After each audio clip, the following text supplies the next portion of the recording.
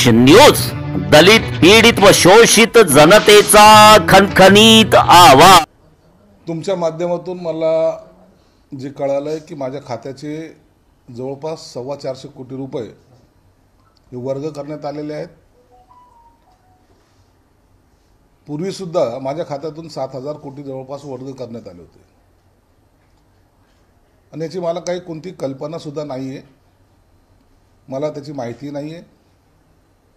परंतु जर सामाजिक खात्याची जर आवश्यकता नसेल किंवा त्या खात्यामध्ये पैसे खर्च करायचे नसतील, ते खातं बंद केलं तरी चालेल।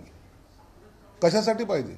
सामाजिक न्याय खातं हे सर्व दलित वर्ग, पीडित वर्ग ह्या सर्वांसाठी आहे ते खातं आहे आणि त्यालाच पहिलाच निधी अपुरा पडतोय आणि याच्यातून निधी वर्ग करता येत नाही हे मी वारंवार सांगतोय, कारण की हे तुम्हाला बंधनकारक आहे।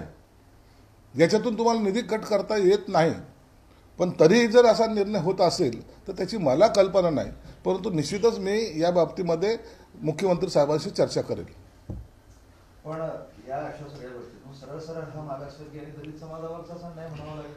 आता ह्याला अन्याय म्हणा किंवा का केला कट याबद्दलची मला कल्पना नाहीये, परंतु मुख्यमंत्री साहेबांशी जरूर त्यांच्या कानावर या गोष्टी टाकेल की हे असं करणं मला वाटतं कायदेशीर नाहीये। परंतु फायनान्स डिपार्टमेंट आहे ना, ते आपली जी मनमानी चालवतंय, त्यांना जे वाटतं ते खरं, ते कायद्यात बसतं असं जे काय दाखवत आहेत दरवेळेला, ते चुकीचं आहे आणि याला माझा विरोध आहे। सहन करायची एक लिमिट असते, एक मर्यादा असते आणि यापेक्षाही जास्त जर तुम्ही करत असाल तर मला तर वाटतं की सरळ सर्वच निधी एकदा कट करून टाका ना। कशाला पाहिजे मुलांना शिष्यवृत्ती, कशाला पाहिजे मुलांना हॉस्टेल, कशाला पाहिजे त्या सर्वांना पूर्णावर आणायचं? खातच नसलं तर ते चालतं। अजितदादा फायनान्स विभाग म्हणजे अजितदादा मनमानी करतायत, कारण या आधी पण तुमची तक्रार होती त्यावेळेस सत्ता असताना। हे बघा, माझं स्पष्टपणे मत आहे की या खात्याचा कायदेशीररित्या तुम्हाला कोणताही निधी वर्ग करता येत नाही, कट करता येत नाही। आणि जर हे कायद्यानुसार जर बंधनं असतील, जरी फायनान्स वाले आपलं डोकं जास्त चालवत असेल तर हे बरोबर नाही आहे, हे स्पष्टपणे सांगतो। आदिवासी खात्यामध्ये निधी का वर्ग करतात? ते खातं कशासाठी निर्माण झालंय? सामाजिक कल्याण खातं कशासाठी निर्माण झालंय? काहीतरी त्याला बेस असेल का नाही? काही नॉर्म्स आहेत का नाही त्याचे?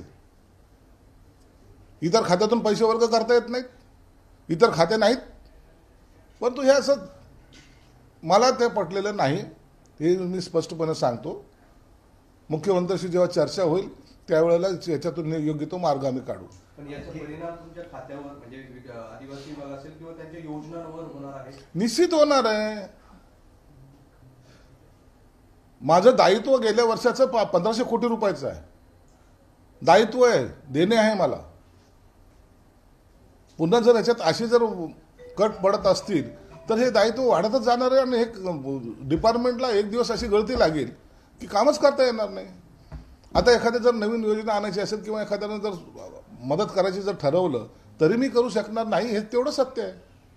मग उद्या असलेले आमदार असतील, असलेले सर्व मंत्री असतील किंवा कोणी असेल, त्यांच्या विभागामध्ये काम करणं मला अवघड जाईल, हे मित्र एवढं मात्र निश्चित आहे।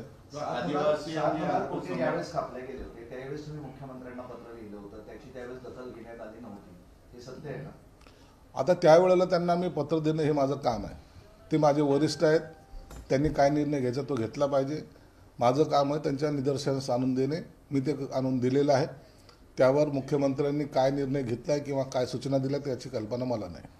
शिवसेनेच्याच मंत्र्यांच्या खात्याचे पैसे वर्ग होताना दिसले वारंवार, असं एक वेगळेपण जाणवते, तुम्हाला वाटतंय असं? शिवसेनेच्या खात्यांचे इतर खात्याचे पैसे वर्ग झाले की नाही मला कल्पना नाही, पण तो सामाजिक न्यायाचे झालेत एवढं मात्र निश्चित सत्य आहे आणि ते सत्य नाकारता येणार नाही। स्पेसिफिक शिवसेनेचे मंत्री त्यांचाच निधी कमी केला जातोय असं दिसतंय वारंवार। आणि याच मुद्द्यावर 2.5 वर्षापूर्वी म्हणजे 3 वर्षापूर्वी तुम्ही त्यांच्यापासून दूर गेला होता, अजित पवारांपासून। हे बघा, मी आताही सांगतो, माझ्या खात्याचा कोणताही निधी तुम्हाला इतरत्र वर्ग करता येत नाही, हा नियम आहे, हा कायदा आहे।